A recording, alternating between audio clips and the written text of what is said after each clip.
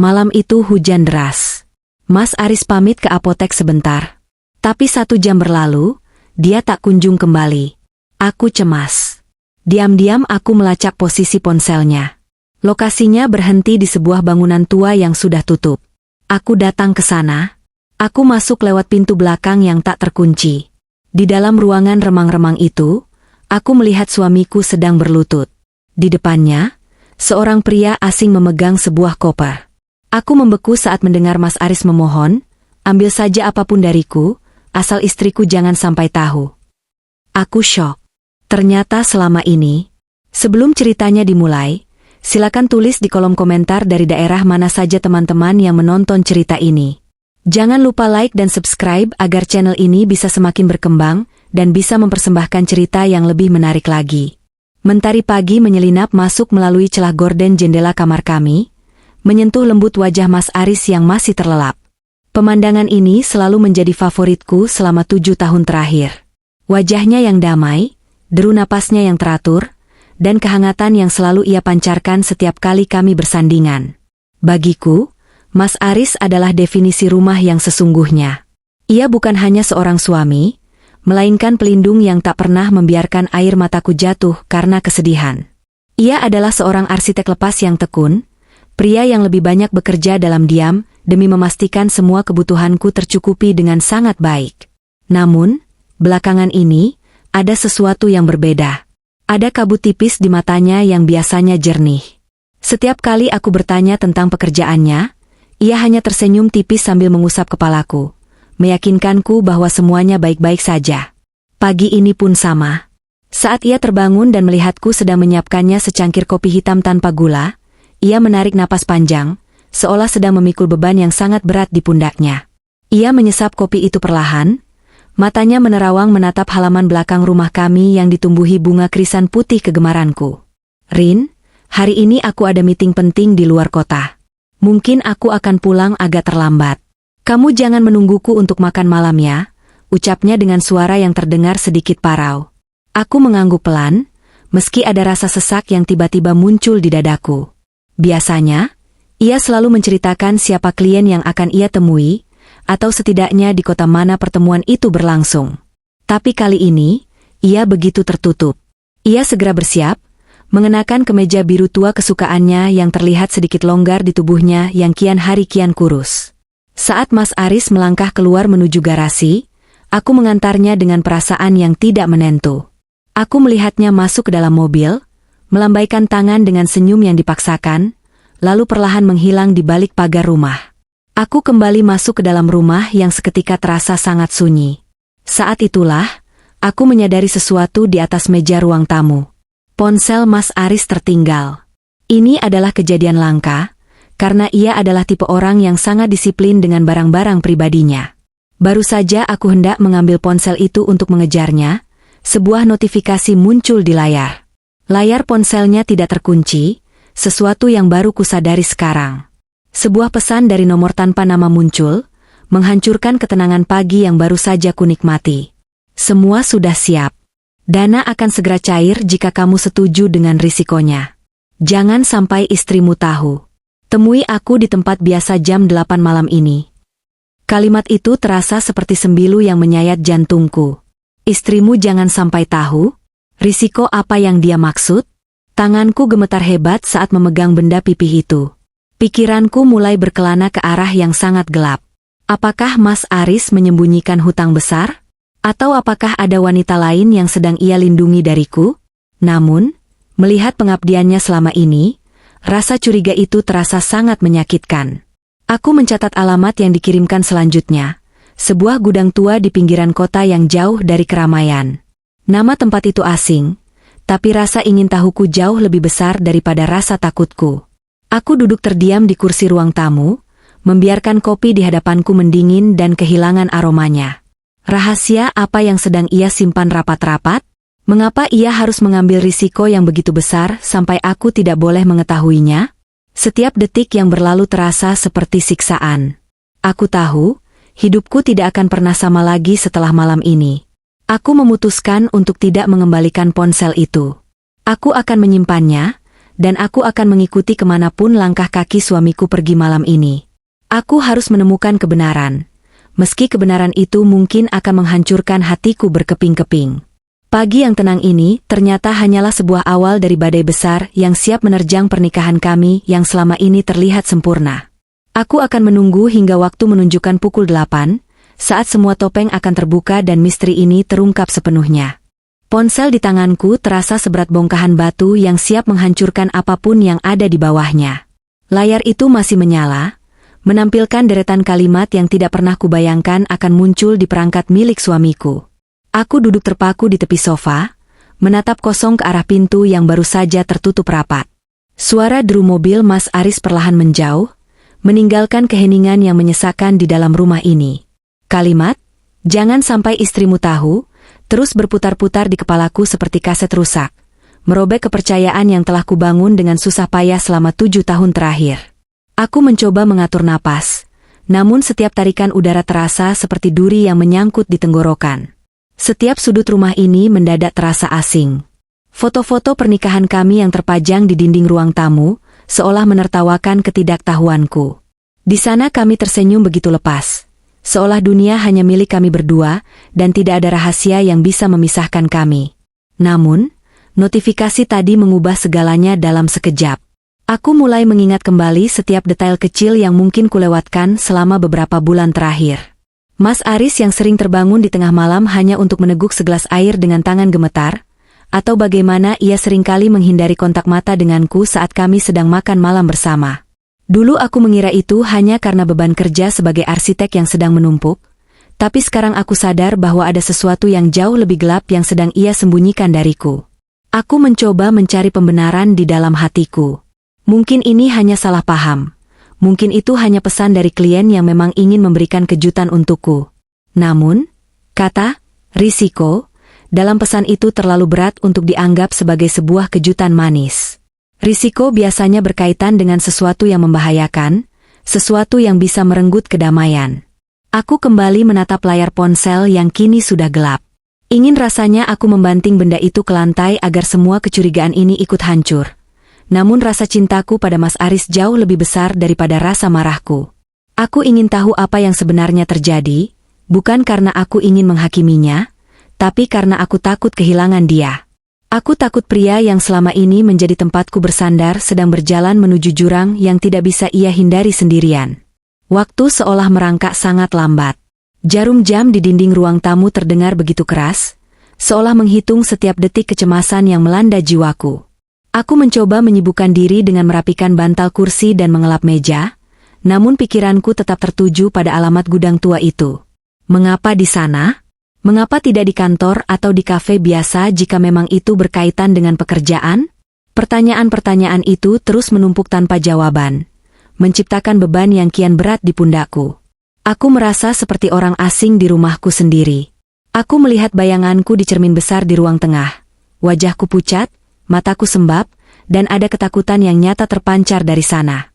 Aku tidak pernah merasa kesepian ini sebelumnya. Bahkan saat Mas Aris sedang pergi bertugas keluar kota sekalipun.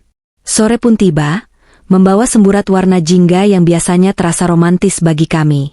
Namun kali ini, cahaya itu terasa seperti peringatan bahwa malam akan segera tiba, dan rahasia itu akan segera terungkap.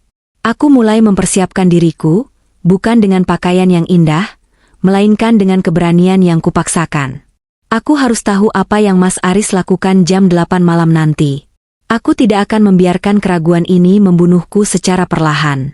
Jika ada badai yang sedang menuju ke arah keluarga kami, aku ingin menjadi orang pertama yang berdiri di sampingnya, meski ia sendiri yang mencoba mendorongku menjauh.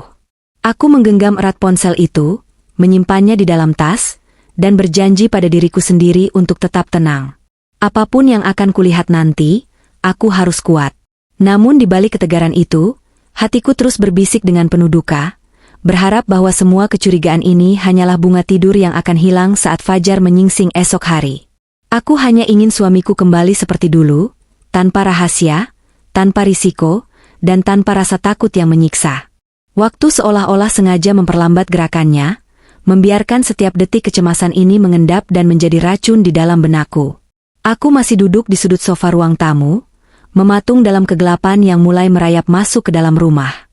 Lampu teras sudah kunyalakan, namun aku sengaja membiarkan lampu ruangan tetap padam, seolah-olah dengan bersembunyi di dalam bayang-bayang, aku bisa melindungi hatiku dari kenyataan yang sebentar lagi akan menerjang. Pukul 6:30 malam, suara deru mesin mobil yang sangat kukenal perlahan mendekat. Hatiku mencelos. Mas Aris pulang. Aku segera menyeka sisa air mata di pipiku dan menarik napas panjang, mencoba menampilkan wajah paling tenang yang pernah kumiliki, meski sebenarnya seluruh ragaku terasa lunglai tak bertenaga. Saat pintu depan terbuka, sosok pria yang biasanya menyambutku dengan senyum hangat itu, kini tampak seperti bayangan dari dirinya yang dulu. Mas Aris melangkah masuk dengan bahu yang merosot tajam. Cahaya lampu dari teras menyinari wajahnya sesaat, dan aku terkesiap dalam diam melihat betapa pucatnya dia.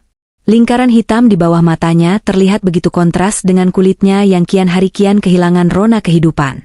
Ia tidak langsung mencariku seperti biasanya. Ia berhenti di meja depan, matanya menyapu permukaan kayu itu dengan tatapan panik yang berusaha ia sembunyikan.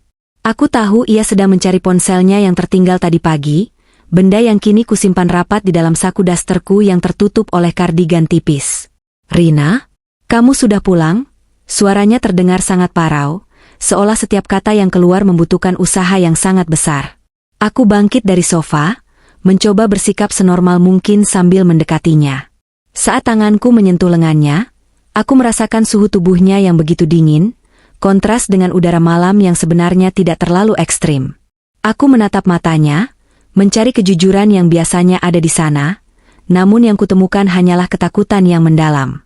Ia segera mengalihkan pandangannya, berjalan menuju dapur untuk meneguk segelas air dengan tangan yang kulihat sedikit gemetar. Perubahan ini begitu drastis, begitu nyata, dan begitu menyayat hati hingga aku ingin sekali berteriak menanyakan apa yang sedang terjadi padanya.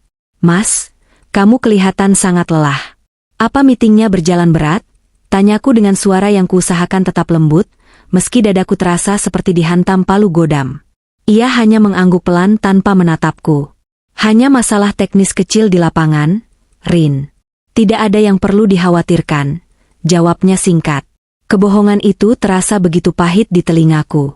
Bagaimana mungkin ia mengatakan tidak ada yang perlu dikhawatirkan saat ada pesan tentang risiko nyawa dan dana yang cair di ponselnya? Aku ingin sekali mengeluarkan ponsel itu dan menunjukkannya di depan wajahnya, menuntut penjelasan atas setiap huruf misterius itu. Namun, egoku menahan itu semua. Aku ingin melihat sejauh mana ia akan membawa sandiwara ini, sebelum akhirnya aku menemukan sendiri apa yang ia simpan. Makan malam berlangsung dalam keheningan yang sangat menyiksa. Suara denting sendok yang beradu dengan piring porselen menjadi satu-satunya melodi yang mengisi ruangan. Mas Aris hanya menyentuh makanannya sedikit, ia tampak tidak memiliki nafsu makan sama sekali. Matanya terus melirik ke arah jam dinding yang terus berdetak menuju angka 8. Kegelisahannya begitu nyata, kakinya terus bergerak-gerak tidak tenang di bawah meja. Ia seperti seorang narapidana yang sedang menghitung waktu menuju eksekusinya sendiri. Rasa sakit melihatnya seperti ini lebih besar daripada rasa cemburu yang sempat kurasakan tadi siang. Pria di hadapanku ini sedang menderita, dan yang paling menyakitkan adalah ia memilih untuk menderita sendirian tanpa melibatkanku. Tepat pukul 7:30, ia berdiri dengan terburu-buru. "Rin, aku harus keluar lagi. Ada dokumen yang tertinggal dan klien sudah menungguku di tempat tadi," ucapnya sambil menghindari kontak mata. Ia mulai mencari ponselnya lagi dengan gerakan yang semakin tidak sabar. Aku menarik napas dalam-dalam, lalu berjalan menuju sofa dan berpura-pura menemukannya di sela-sela bantal. "Ini ponselmu, Mas. Sepertinya tertinggal saat kamu terburu-buru tadi pagi," kataku sambil menyerahkannya. Ia mengambil ponsel itu dengan gerakan cepat, ada kilatan lega sekaligus cemas di matanya saat ia memeriksa layar. Tanpa mengucapkan sepatah kata pun selain pamit yang singkat, ia segera berlalu pergi, meninggalkanku dalam kehancuran yang kian lengkap. Aku tidak menunggu lama. Begitu mobilnya keluar dari pagar, aku segera menyambar kunci mobilku dan jaket hitam yang sudah kusiapkan sejak sore tadi. Aku harus tahu kemana ia pergi. Aku harus tahu siapa yang ia temui di gudang tua itu. Hubungan kami yang sudah terjalin bertahun-tahun ini sedang berada di ujung tanduk, dan aku tidak akan membiarkannya runtuh tanpa perjuangan. Aku mengikuti lampu belakang mobilnya dari jarak yang aman, menjaga agar kehadiranku tidak terdeteksi di tengah jalanan yang mulai sepi. Air mataku kembali jatuh. Namun kali ini bukan karena lemah, melainkan karena aku tahu bahwa perjalanan malam ini mungkin akan menjadi babak paling gelap dalam hidupku. Aku terus mengemudi, mengikuti suamiku menuju sebuah rahasia yang mungkin akan mengubah arti cinta bagi kami selamanya. Jalanan malam itu terasa sunyi, seolah dunia ikut menahan napas bersamaku di bawah langit yang tanpa bintang. Aku menjaga jarak sekitar 50 meter di belakang mobil Mas Aris, mematikan lampu jauh agar kehadiranku tidak mencolok di kaca spionnya. Setiap kali lampu rem mobilnya menyala merah di tengah kegelapan, hatiku ikut berdenyut nyeri. Merah. Warna itu tiba-tiba mengingatkanku pada sesuatu yang kulihat tadi sore, sesaat sebelum ia pulang ke rumah dengan wajah pucatnya. Saat aku sedang mengumpulkan pakaian kotor untuk dimasukkan ke mesin cuci, aku menemukan kemeja putih yang ia kenakan kemarin lusa. Di bagian pinggang sampingnya, ada noda merah yang sudah mengering. Awalnya aku mencoba membohongi diriku sendiri, mengira itu hanya noda saus atau mungkin tinta merah dari kantornya, tapi bau anyir yang sangat samar itu tidak bisa menipu indera penciumanku. Itu adalah darah. Darah yang sengaja ia sembunyikan dariku dengan cara melipat kemeja itu di tumpukan paling bawah agar tidak terlihat.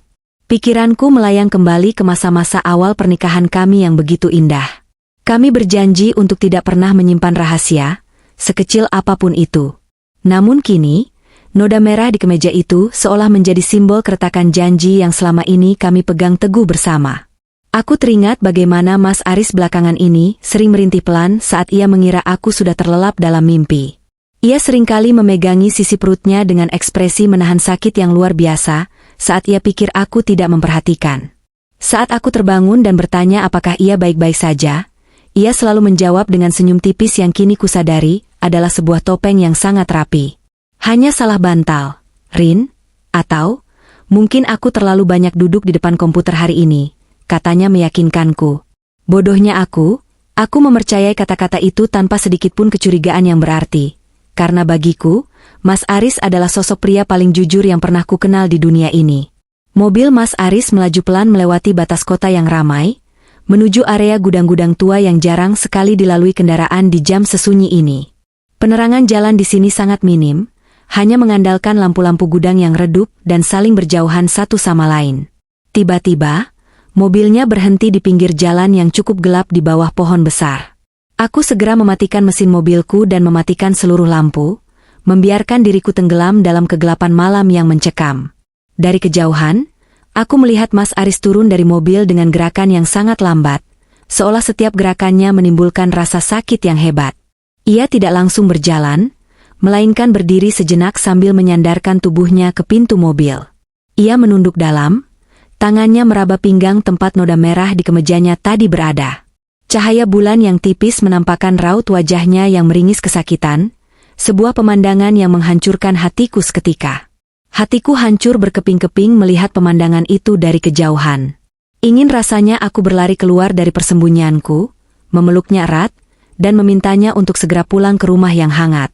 Aku ingin berteriak padanya bahwa tidak ada satupun rahasia di dunia ini yang lebih berharga daripada kesehatan dan nyawanya.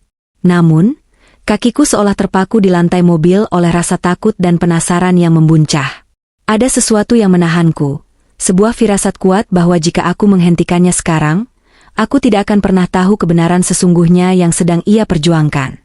Aku melihatnya mengambil sebuah botol kecil dari sakunya, meminum isinya dengan cepat, lalu menarik napas panjang seolah sedang mengumpulkan sisa-sisa kekuatan terakhirnya. Setelah beberapa menit yang terasa seperti selamanya, ia kembali masuk ke dalam mobil dan melanjutkan perjalanannya yang misterius ke arah yang lebih dalam lagi. Aku kembali menghidupkan mesin mobil dengan tangan yang masih gemetar hebat dan dingin. Jejak merah itu kini bukan lagi sekadar noda di kemeja putihnya, melainkan sebuah petunjuk nyata bahwa ada luka fisik yang sedang ia tutupi dengan sangat rapat dariku. Luka yang mungkin berkaitan dengan pesan misterius yang kubaca pagi tadi.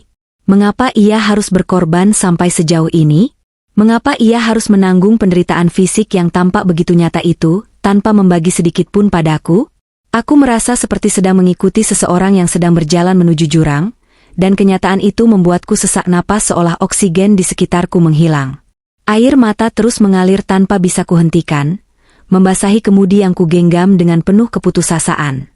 Aku tidak akan membiarkannya hancur sendirian di tempat antah berantah ini. Jika ia sedang berjalan menuju kegelapan demi sesuatu yang ia anggap penting bagi kami, maka aku akan menjadi saksi sekaligus penolongnya malam ini. Aku terus mengikutinya, masuk lebih dalam ke area industri yang terasa mati dan mencekam. Di depan sana, sebuah bangunan tua dengan lampu neon yang berkedip menunggu kami di ujung jalan sepi.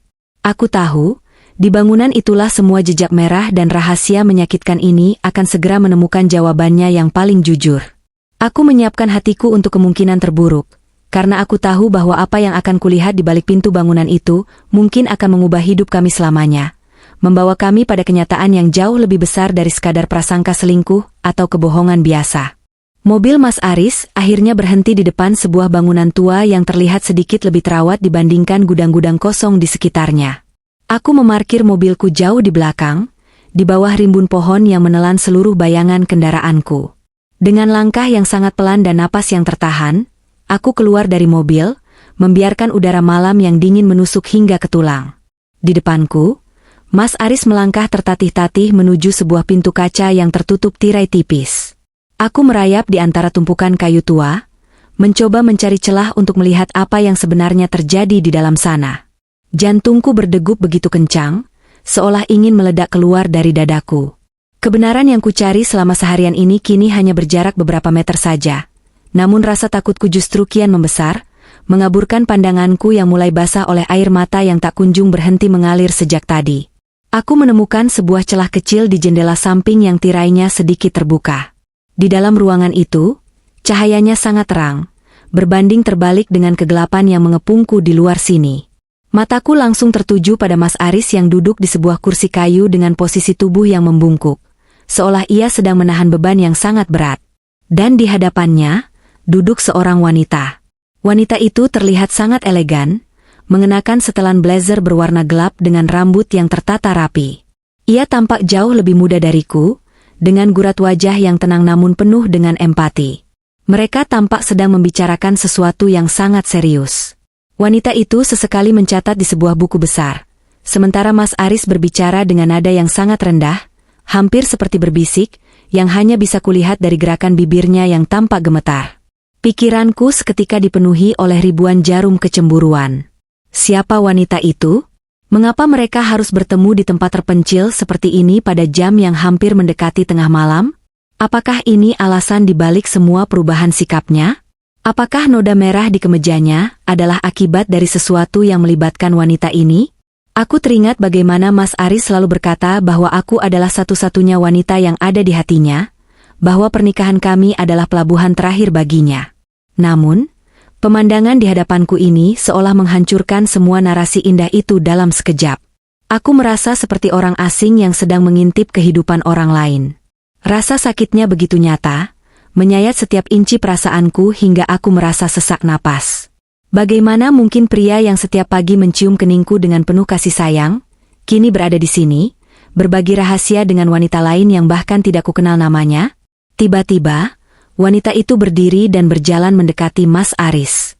Aku menahan napas, tanganku mencengkeram erat pinggiran jendela yang kasar dan berdebu.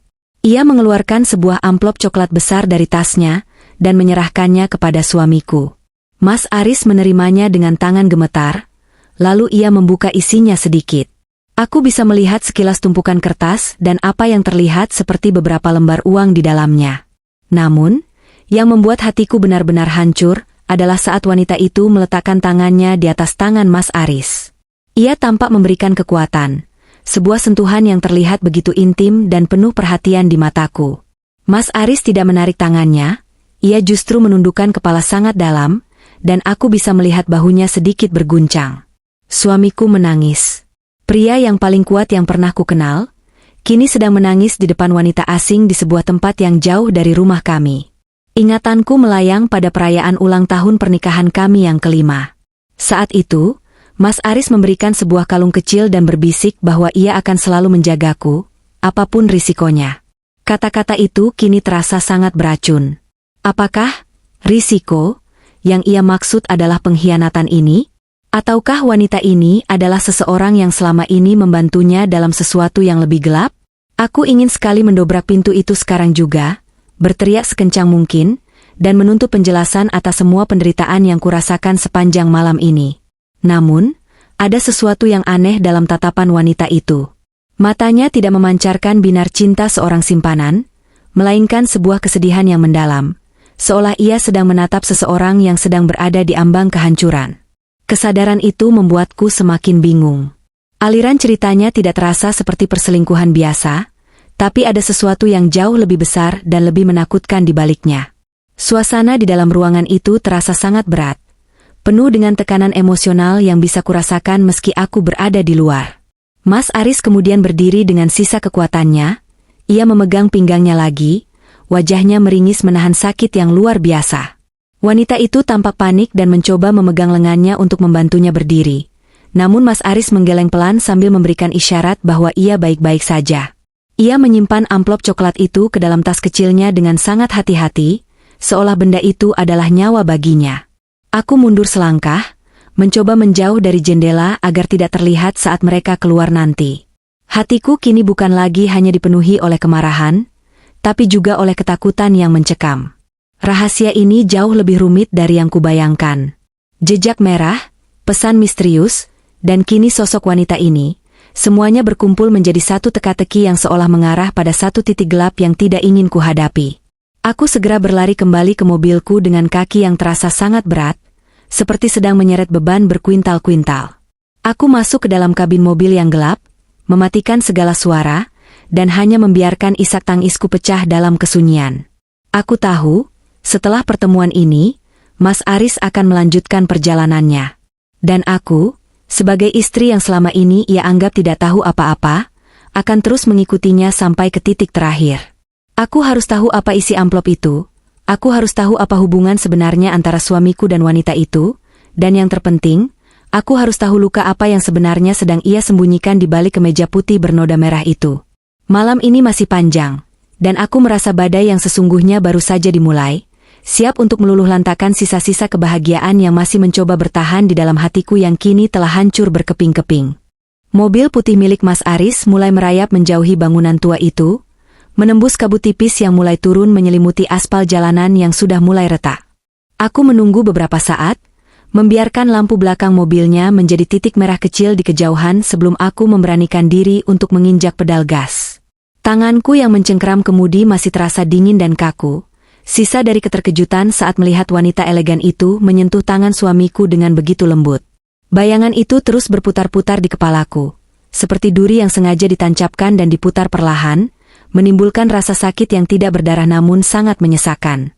Aku merasa seperti sedang kehilangan arah, bukan karena aku tidak tahu jalan, melainkan karena kompas kepercayaanku pada Mas Aris telah patah menjadi dua bagian yang tak lagi bisa disatukan hanya dengan kata-kata manis di setiap pagi.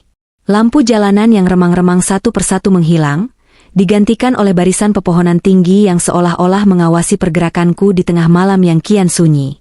Mas Aris tidak memacu kendaraannya dengan cepat, ia mengemudi dengan sangat hati-hati, seolah-olah guncangan sekecil apapun pada mobil itu bisa menghancurkan sesuatu yang sangat rapuh di dalam tubuhnya. Ingatanku kembali pada noda merah di kemeja putihnya yang kulihat kemarin lusa.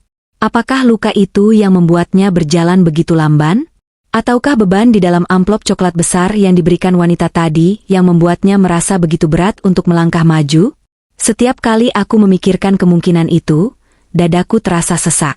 Aku ingin sekali mempercayai bahwa semua ini hanyalah urusan pekerjaan yang rumit. Namun pertemuan di tengah malam dan sentuhan tangan wanita asing itu menceritakan kisah yang jauh berbeda. Malam semakin larut, dan jam di dashboard mobilku menunjukkan pukul 11:15. Udara yang masuk melalui celah kaca jendela terasa panas di kulitku, membakar paru-paruku dengan kecurigaan yang kian membara dan menyakitkan. Kami kini telah berada jauh di pinggiran kota, area yang hanya terdiri dari lahan-lahan kosong dan beberapa bangunan yang terlihat seperti pusat penelitian atau klinik-klinik kecil yang tersembunyi dari keramaian dunia luar. Tidak ada kendaraan lain selain mobil kami berdua. Kesunyian ini terasa sangat mencekam. Hanya ada suara deru mesin yang terdengar, seperti rintihan panjang di tengah kegelapan yang pekat. Aku melihat Mas Aris menyalakan lampu sein kirinya, ia berbelok menuju sebuah jalan tanah yang berbatu dan tidak rata. Aku segera mematikan lampu mobilku, mengandalkan cahaya bulan yang samar-samar agar kehadiranku tetap menjadi bayangan yang tak terlihat. Di depan sana, sebuah bangunan dengan pagar besi tinggi menjulang berdiri dengan kokoh. Ada sebuah papan nama kecil yang hampir tidak terlihat di bawah lampu neon yang berkedip lemah, tertulis sebuah nama lembaga medis yang belum pernah kudengar sebelumnya. Mas Aris menghentikan mobilnya di depan gerbang. Seorang penjaga keluar, berbicara sebentar, lalu membukakan pintu pagar itu dengan sangat hormat. Aku segera memarkirkan mobilku di balik semak-semak yang rimbun, lalu keluar dengan langkah yang sangat hati-hati. Aku harus mengikuti hingga ke dalam, aku harus melihat dengan mataku sendiri, apa yang akan ia lakukan dengan amplop coklat itu, dan mengapa tempat ini begitu tertutup. Hatiku berdegup sangat kencang. Suaranya memenuhi telingaku, menenggelamkan suara jangkrik yang bersahut-sahutan di sekitarku yang sunyi. Aku berjalan mengendap-endap, mengikuti bayangan Mas Aris yang kini sedang berjalan menuju pintu masuk utama bangunan tersebut. Cahaya dari dalam gedung memantul di kaca jendela, menampakkan siluet suamiku yang tampak sangat lemah. Ia sempat berhenti sejenak, memegangi dinding untuk menyeimbangkan tubuhnya yang seolah-olah akan rubuh setiap saat. Melihatnya seperti itu, rasa marahku sekejap berubah menjadi rasa sedih yang sangat dalam. Mengapa ia harus menderita sendirian? Apa yang sebenarnya ia sembunyikan hingga ia merasa tidak sanggup membaginya denganku, istrinya sendiri? Aku teringat janjinya saat kami mengucapkan sumpah pernikahan untuk saling menjaga dalam suka maupun duka. Tapi malam ini, duka itu ia tanggung sendiri dengan sangat rahasia, meninggalkan aku dalam kebingungan yang menyiksa batin. Langkah kaki Mas Aris menghilang di balik pintu kaca yang berat itu. Aku segera berlari kecil menuju sebuah jendela besar di samping gedung yang tidak tertutup rapat. Aku mencoba mengatur napas yang tersenggal-senggal, mencoba menenangkan jantungku yang terus berpacu tidak beraturan. Dari balik kaca, aku melihat Mas Aris sedang duduk di sebuah kursi plastik yang keras, di hadapan seorang pria yang mengenakan seragam laboratorium berwarna putih. Mereka sedang berbicara dengan serius, dan suamiku mengeluarkan amplop coklat itu, menyerahkannya dengan tangan yang masih gemetar hebat. Rahasia besar itu kini hanya sejengkal lagi dari jangkauanku. Aku menajamkan pendengaranku, mencoba menangkap setiap kata yang mereka ucapkan, meski suaranya teredam oleh tebalnya dinding bangunan tua ini. Malam ini, aku akan menemukan jawaban dari semua pertanyaanku, meski aku tahu jawaban itu mungkin akan menghancurkan hidupku selamanya. Setiap detik yang berlalu terasa seperti 1 tahun lamanya. Aku melihat suamiku menandatangani beberapa lembar dokumen dengan ekspresi wajah yang sangat pasrah, seolah-olah ia baru saja menyerahkan seluruh hidupnya kepada orang-orang di dalam sana. Air mataku mulai membasahi pipi, bukan karena cemburu, melainkan karena rasa takut yang teramat sangat akan kehilangan pria yang paling kucintai ini. Apa yang sebenarnya ia lakukan di lembaga riset medis ini? Risiko apa yang ia ambil hingga ia harus menyembunyikannya dari semua orang? Pertanyaan itu terus menghantuiku, menciptakan bayangan-bayangan menakutkan tentang masa depan kami yang kini terasa sangat tidak pasti. Aku akan terus berdiri di sini, menjadi saksi bisu dari pengorbanan atau pengkhianatan yang sedang ia lakukan, sampai fajar tiba atau sampai semua rahasia ini terbongkar hingga ke akarnya yang paling dalam dan menyakitkan. Angin malam yang berembus di sekitar bangunan tua itu terasa semakin tajam, menusuk kulitku yang hanya terbalut jaket tipis. Aku berdiri mematung di balik bayang-bayang pilar beton yang sudah mulai mengelupas, mencoba menenangkan debar jantung yang kian tak beraturan. Di depanku, pintu kaca tebal tempat Mas Aris masuk tadi masih tertutup rapat. Namun aku bisa melihat pancaran lampu neon dari dalam yang berkedip-kedip gelisah, seolah ikut merasakan ketegangan yang sedang menyelimuti jiwaku. Dengan langkah yang sangat pelan, hampir seperti bisikan, aku mulai mencari celah lain untuk bisa masuk lebih dalam tanpa terdeteksi oleh siapapun. Aku menyusuri dinding luar yang lembab, hingga menemukan sebuah pintu besi kecil di bagian samping yang sedikit terbuka. Mungkin karena engselnya yang sudah berkarat dimakan usia. Aku menarik napas panjang, mencoba mengumpulkan sisa-sisa keberanian yang masih kumiliki. Saat tanganku menyentuh gagang pintu yang dingin, ada rasa ragu yang sempat singgah. Apakah aku benar-benar siap menghadapi kenyataan di balik pintu ini? Namun, bayangan noda merah di kemeja suamiku dan tatapan matanya yang penuh rahasia mendorongku untuk terus melangkah. Pintu itu terbuka dengan suara derit yang sangat pelan, namun di telingaku terdengar seperti ledakan yang memecah kesunyian malam. Aku melangkah masuk ke dalam sebuah lorong panjang yang berbau antiseptik tajam, sangat kontras dengan tampilan luar bangunan yang terlihat kumuh. Lantainya putih bersih, memantulkan cahaya lampu yang membuat mataku sedikit silau. Ini bukan sekadar gudang tua. Tempat ini tampak seperti laboratorium atau klinik pribadi yang sangat tertutup dan canggih. Aku berjalan mengendap-endap di sepanjang lorong, mengikuti suara gumaman rendah yang berasal dari sebuah ruangan di ujung jalan. Semakin dekat aku melangkah, semakin jelas suara yang sangat kukenali itu. Itu suara Mas Aris. Aku berhenti tepat di samping pintu kayu yang sedikit terbuka, cukup luas bagiku untuk melihat apa yang terjadi di dalam sana tanpa harus menampakkan diri. Di dalam ruangan itu, Mas Aris duduk berhadapan dengan pria berpakaian laboratorium yang kulihat dari jendela tadi. Pria itu tampak lebih tua, dengan kacamata bertangkai perak dan ekspresi wajah yang sangat dingin, seolah ia sudah tidak memiliki perasaan lagi terhadap apa yang ada di hadapannya. Di atas meja di antara mereka, amplop coklat besar itu sudah terbuka, memperlihatkan tumpukan dokumen medis dan beberapa lembar hasil röntgen yang tampak sangat asing bagiku. "Kamu sudah membaca semua risikonya, Aris?" tanya pria itu dengan nada suara yang datar namun menekan. Aku melihat Mas Aris mengangguk pelan, wajahnya tampak sangat lelah dan pasrah. "Aku sudah membacanya berkali-kali. Aku tidak peduli dengan apa yang terjadi padaku, selama dana ini segera cair dan prosedur untuk istriku bisa segera dimulai," jawab Mas Aris dengan suara yang bergetar. Mendengar namaku disebut, air mataku nyaris tumpah lagi. "Prosedur untukku? Apa maksudnya?" Aku merasa tubuhku sehat-sehat saja selama ini. Aku tidak pernah merasa sakit yang serius, hingga membutuhkan dana besar, atau prosedur medis yang rahasia seperti ini. Pikiranku mulai berputar liar, mencoba menyatukan kepingan teka-teki yang kian membingungkan ini. Apakah selama ini aku yang sedang sakit tanpa aku sadari?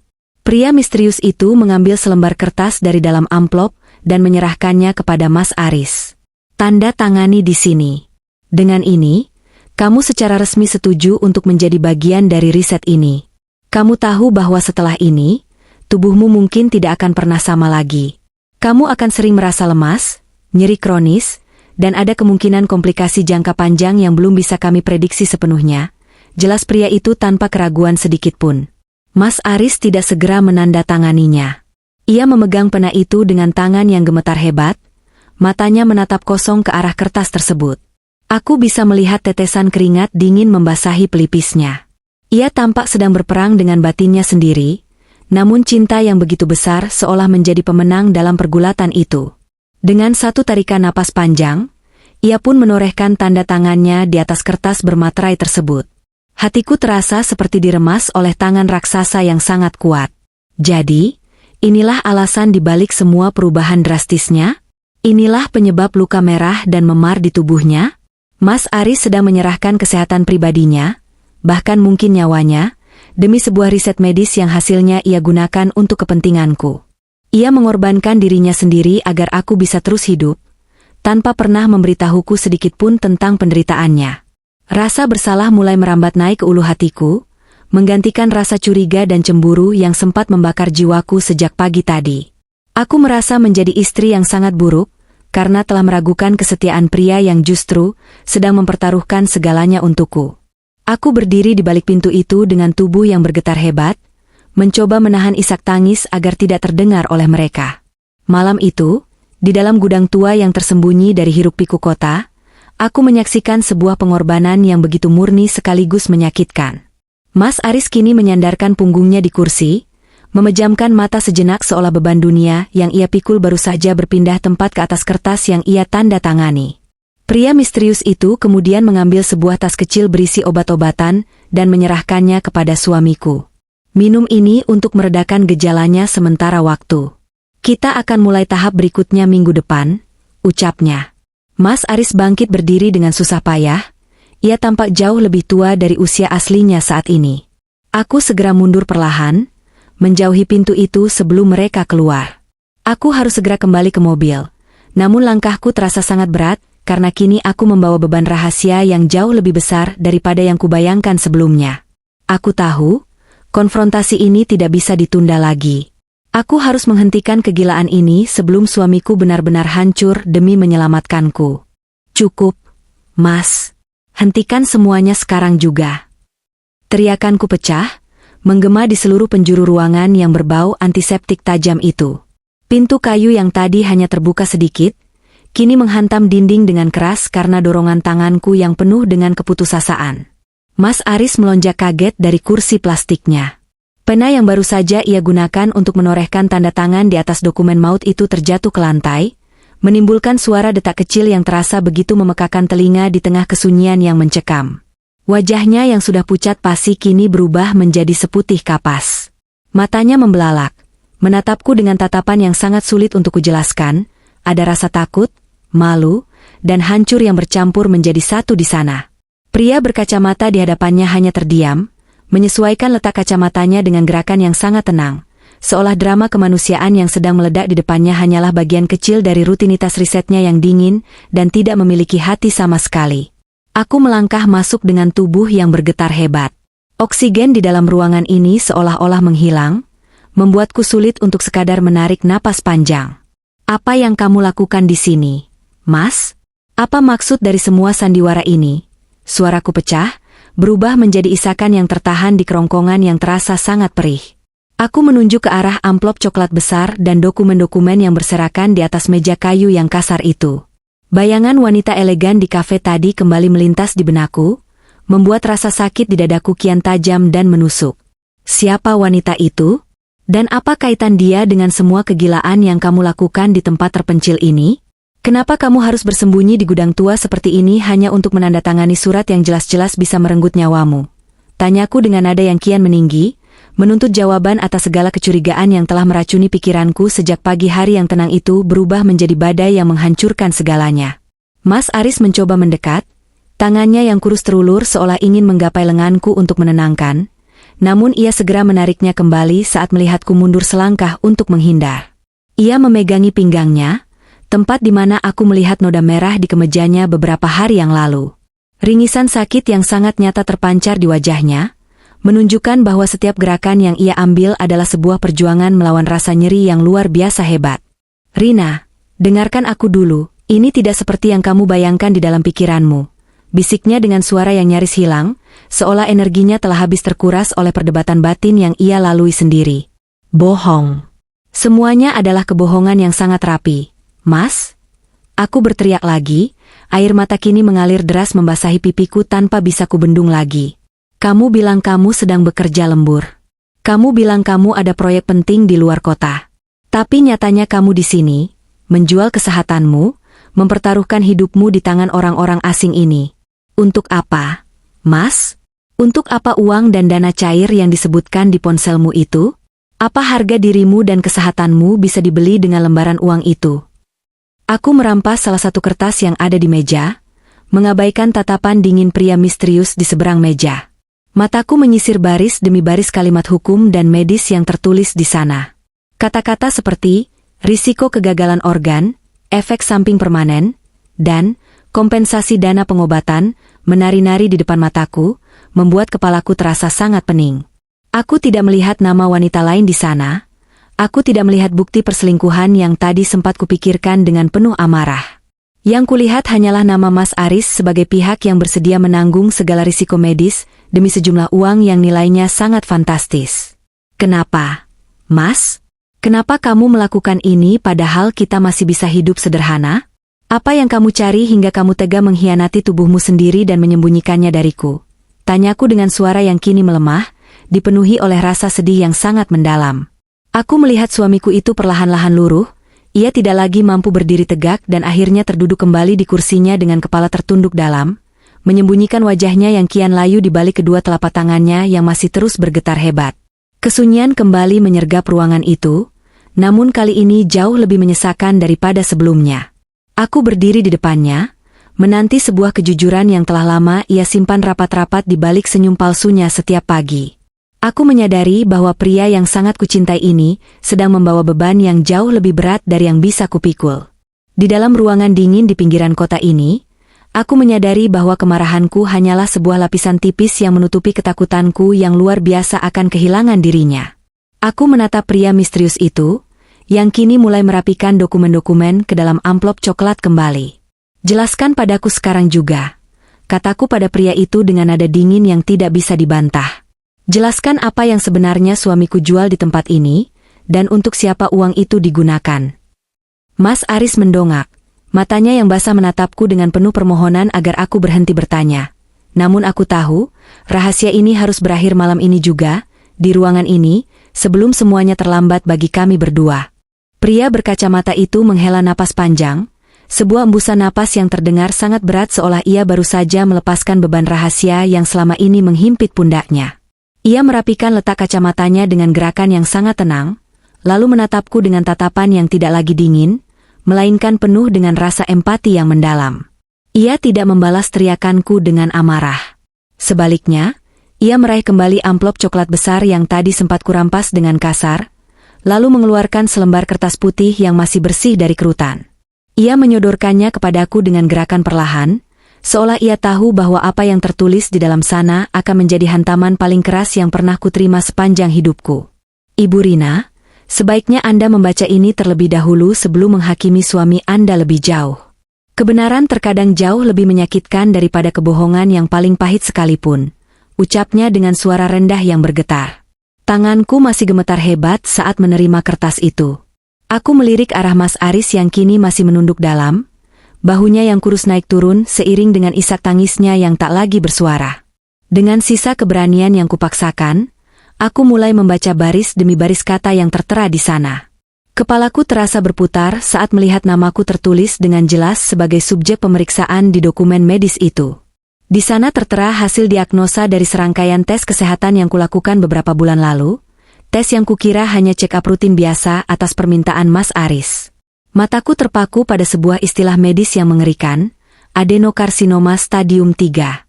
Itu adalah jenis tumor langka yang menyerang sistem saraf pusat. Kalimat itu seolah menjadi vonis mati yang datang tiba-tiba di tengah malam yang sunyi ini. Duniamu mendadak gelap, dan oksigen di sekitarku terasa menghilang sepenuhnya. Mas, ini apa? Ini tidak mungkin benar, kan? Suaraku nyaris hilang, hanya berupa bisikan yang penuh dengan penolakan. Aku menatap Mas Aris, memohon agar ia mengatakan bahwa semua ini adalah kesalahan laboratorium atau sekadar lelucon yang sangat buruk. Namun, Mas Aris akhirnya mendongak. Wajahnya yang kuyu kini basah oleh air mata. Maafkan aku, Rin. Aku sengaja menyembunyikan hasil itu darimu, karena aku tidak ingin melihatmu menyerah sebelum kita berjuang. Dokter bilang kamu butuh prosedur operasi khusus di luar negeri yang biayanya sangat besar, dan asuransi kita tidak bisa menanggung semuanya. Jawabnya dengan suara yang pecah. Ia kemudian menunjuk ke arah pria misterius itu. Beliau adalah konsultan dari program riset medis internasional. Mereka mencari sukarelawan untuk menguji coba metode pemulihan saraf baru dengan imbalan dana hibah kesehatan yang cukup untuk membiayai seluruh operasimu sampai sembuh total. Air mataku tumpah semakin deras, membasahi dokumen yang masih kugenggam erat. Jadi, inilah alasan dibalik semua perubahan drastis itu? Inilah rahasia dibalik noda merah di kemejanya dan memar di tubuhnya? Suamiku sedang menjual kesehatannya sendiri, membiarkan tubuhnya menjadi tempat eksperimen medis demi mendapatkan uang untuk menyelamatkanku.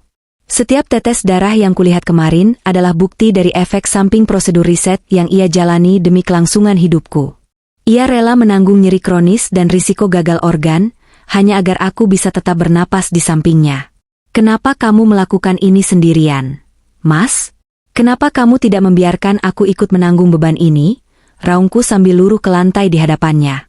Rasa bersalah karena telah menuduhnya berselingkuh kini terasa seperti duri yang mencekik leherku. Mas Aris merangkak turun dari kursinya, lalu memelukku dengan sangat erat, meski aku tahu gerakan itu menyakiti tubuhnya yang sedang tidak baik-baik saja. Karena aku lebih baik hidup dengan rasa sakit seumur hidupku, daripada harus hidup di dunia yang sangat indah ini tapi tanpamu di sisiku. Rina, bisiknya di telingaku. Di sudut ruangan, pria misterius itu hanya memalingkan wajah, memberi kami ruang untuk meratapi kenyataan yang begitu menyayat hati ini. Rahasia itu kini telah terbuka sepenuhnya, bukan sebagai pengkhianatan, melainkan sebagai bentuk cinta paling murni yang pernah kuterima.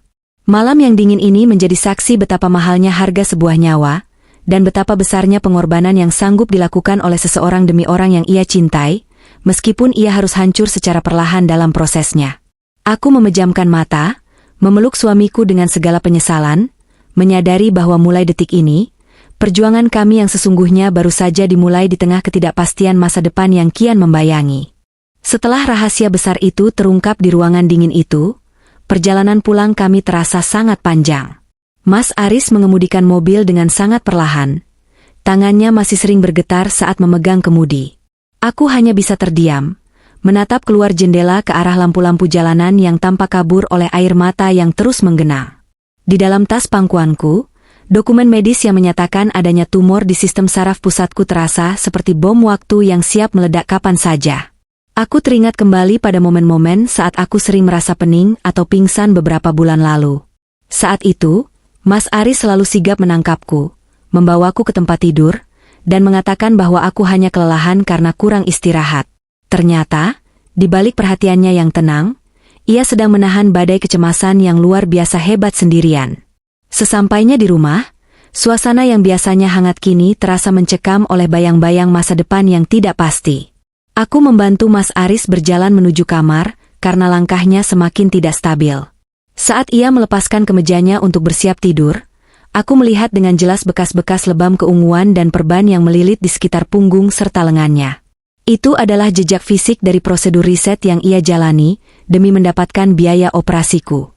Hatiku seperti diiris-iris melihat pemandangan itu. Pria ini, yang selalu berusaha tampil sempurna di depanku, ternyata sedang hancur secara perlahan dari dalam. Ia mengorbankan sistem kekebalan tubuhnya, membiarkan dirinya menjadi kelinci percobaan medis, hanya agar aku memiliki kesempatan untuk sembuh dan terus hidup bersamanya. Aku duduk di tepi tempat tidur, menggenggam tangannya yang kini terasa jauh lebih kurus dari biasanya. "Kenapa kamu melakukan ini, Mas? Kita bisa mencari jalan lain," bisikku dengan suara yang serak. Mas Aris tersenyum sangat tipis. Sebuah senyum yang mengandung kelelahan sekaligus cinta yang tak terbatas. "Tidak ada jalan lain yang lebih cepat, Rin. Waktumu tidak banyak, dan aku tidak bisa membiarkanmu hilang begitu saja dari hidupku hanya karena masalah biaya," jawabnya pelan. Penyakit yang selama ini tidak kusadari keberadaannya di dalam tubuhku kini mulai terasa nyata. Rasa nyeri di kepalaku tiba-tiba muncul, seolah penyakit itu baru berani menunjukkan taringnya setelah rahasianya terbongkar. Namun, rasa sakit di hatiku jauh lebih hebat saat menyadari bahwa kesembuhanku nanti akan dibayar mahal oleh penderitaan fisik suamiku yang mungkin akan menetap selamanya. Malam itu, kami hanya bisa saling berpelukan dalam keheningan yang menyayat hati. Aku menyadari betapa egoisnya aku selama ini, yang sempat meragukan kesetiaannya. Mas Aris adalah sosok definisi pengorbanan yang paling nyata. Di balik setiap pesan misterius dan perubahan sikapnya, ada satu tujuan mulia yang tidak pernah goyah sedikitpun demi keselamatanku. Kini, saat kami berada di ambang prosedur medis yang akan menentukan nasib kami berdua, aku hanya bisa berdoa agar keajaiban itu benar-benar ada. Aku ingin sembuh bukan hanya untuk diriku sendiri, tapi agar aku bisa membalas semua cinta dan pengorbanan yang telah ia berikan dengan mempertaruhkan seluruh hidupnya. Kami kini harus bersiap menghadapi babak terakhir yang penuh risiko, di mana hidup dan mati akan menjadi garis tipis yang memisahkan antara kebahagiaan dan duka mendalam bagi kami. Lorong rumah sakit yang serba putih ini terasa seperti labirin tanpa ujung yang sangat membingungkan. Bunyi roda berangkar yang beradu dengan lantai granit menciptakan irama yang menyayat hati, seolah-olah setiap putarannya membawa kami semakin dekat ke ambang perpisahan yang tak diinginkan. Aku berbaring kaku, menatap lampu-lampu neon di langit-langit yang berkelebat cepat di atas kepalaku, menciptakan bayangan yang menari-nari dalam penglihatan yang kian kabur oleh air mata. Di sisi kananku, sebuah tangan yang terasa sangat dingin namun tetap berusaha menggenggam jemariku dengan sisa kekuatan yang ada. Itu tangan Mas Aris. Ia juga sedang berbaring di atas brankar lain, didorong beriringan denganku menuju blok ruang medis yang berbeda. Ia tidak sedang sakit karena penyakit alami, melainkan karena tubuhnya telah menyerah pada efek samping riset medis yang ia ambil secara sukarela demi keselamatanku. Segala lebam dan rasa nyeri yang ia sembunyikan selama berbulan-bulan, seperti yang kulihat saat aku membantunya berjalan di rumah kemarin, kini memuncak pada titik paling rendah dalam hidupnya yang penuh pengorbanan ini. Suara bip dari monitor jantung yang terpasang di tubuh Mas Aris terdengar tidak stabil, sesekali memanjang dan membuat jantungku seolah ikut berhenti berdetak. Kami berhenti sejenak di depan pintu otomatis yang besar dan dingin. Ini adalah titik di mana kami harus berpisah arah. Aku akan masuk ke ruang operasi untuk mengangkat tumor saraf yang selama ini bersembunyi di tubuhku, sementara ia harus segera ditangani secara intensif karena kondisi fisiknya yang terus merosot tajam akibat prosedur riset tersebut. Ia memaksakan sebuah senyuman di balik masker oksigennya, matanya yang berkaca-kaca seolah membisikkan janji bahwa kami akan bertemu lagi setelah fajar menyingsing esok hari. Rina, kamu harus kuat. Jangan pikirkan aku dulu. Aku akan menunggumu di sisi lain kegelapan ini, bisiknya dengan suara yang sangat parau dan nyaris tak terdengar. Air mataku luruh tanpa kendali, membasahi bantal berangkar yang terasa keras. Aku ingin sekali berteriak menolak masuk ruangan itu jika itu berarti aku harus meninggalkannya dalam keadaan sekarat. Namun para perawat terus mendorong brankarku masuk ke dalam ruangan. Pintu besar itu perlahan menutup, memisahkan pandangan kami yang masih saling mengunci dalam kesedihan. Di dalam ruang operasi, suasananya terasa begitu sunyi dan mencekam. Lampu operasi yang besar kini berada tepat di atas wajahku, menyinari segala ketakutan yang kupendam sejak rahasia di gudang tua itu terungkap. Aku merasa sangat kecil dan tidak berdaya di hadapan takdir. Dalam hitungan detik sebelum obat bius bekerja, pikiranku hanya tertuju pada Mas Aris. Aku membayangkan ia sedang berjuang melawan rasa sakit di ruangan lain, berjuang mempertahankan napasnya setelah memberikan segalanya untukku tanpa pamrih. Jika ini adalah saat terakhir kami saling melihat, aku ingin ia tahu bahwa cintanya adalah alasan tunggal mengapa aku berani berjuang melawan penyakit ini. Dunia perlahan menjadi gelap, suaraku menghilang dalam keheningan anestesi, menyisakan doa yang belum selesai aku panjatkan dalam hati agar kami berdua diberikan kesempatan kedua untuk kembali merajut kasih yang sempat terancam oleh badai rahasia. Aku menunggu keajaiban itu datang untuk kita berdua segera. 6 bulan berlalu sejak malam mencekam di lorong rumah sakit itu, saat aku dan Mas Aris harus bertaruh nyawa di ruangan berbeda. Kini, mentari pagi menyapa dengan kehangatan yang jauh lebih bermakna. Aku berdiri di depan jendela, menatap halaman belakang yang dipenuhi krisan putih mekar dengan anggun. Aroma tanah basah membawa ketenangan yang tak terlukiskan. Aku menarik napas panjang, merasakan udara segar mengisi paru-paru, nikmat yang nyaris terenggut oleh tumor saraf yang pernah bersembunyi dalam tubuhku. Penyakit yang dulu kuragukan kini pun hilang, menyisakan syukur tiada tara di lubuk hatiku yang terdalam. Aku bahagia bisa melihat dunia lagi dengan mata yang jernih. Aku melihat Mas Aris duduk di kursi taman. Tubuhnya tidak sekuat dulu sebelum ia memutuskan menjadi bagian riset medis berbahaya. Langkah kakinya kini lebih lambat, dan ia sering berhenti untuk mengatur napasnya. Namun, bagiku, ia tetap pria paling berani di jagat raya. Bekas luka di pinggangnya, yang dulu kulihat sebagai noda merah misterius di kemeja putihnya, kini mengering menjadi tanda pengabdian cinta yang luar biasa. Luka itu bukan lagi rahasia menyakitkan, melainkan simbol bahwa cinta sejati butuh pengorbanan nyata. Ia memberikan sebagian kesehatannya agar aku tetap bisa berdiri di sini setiap pagi. Pengorbanannya adalah napas hidupku yang baru saat ini. Aku melangkah keluar, membawakannya kopi hitam tanpa gula, persis seperti masa penuh rahasia itu. Mas Aris mendongak dan menyambutku dengan senyum tulus. Tidak ada lagi ketakutan di matanya, tidak ada lagi beban rahasia yang menghimpit. Kami telah melewati badai besar dalam pernikahan kami, badai yang sempat membuatku meragukan kesetiaannya karena ketidaktahuanku. Terima kasih, Rin, bisiknya lembut. Kami duduk berdampingan dalam damai. Aku teringat pesan misterius di ponselnya yang dulu meracuni pikiranku. Kini, aku menyadari ia menyembunyikannya bukan untuk mengkhianatiku, tapi karena tak ingin aku terbebani rasa bersalah. Cinta itu melampaui segala prasangka buruk yang ada. Dunia perlahan terbangun. Aku menyandarkan kepala di bahunya yang tenang. Kami menyadari kejujuran itu penting. Namun kami belajar bahwa seseorang bisa hancur demi menjaga orang yang dicintai tetap utuh. Masa sulit di gudang tua hingga momen hidup mati di meja operasi telah menjadi sejarah yang mendewasakan. Kami tidak lagi takut pada masa depan. Karena selama kami menggenggam tangan, tidak ada badai yang tak bisa dilalui.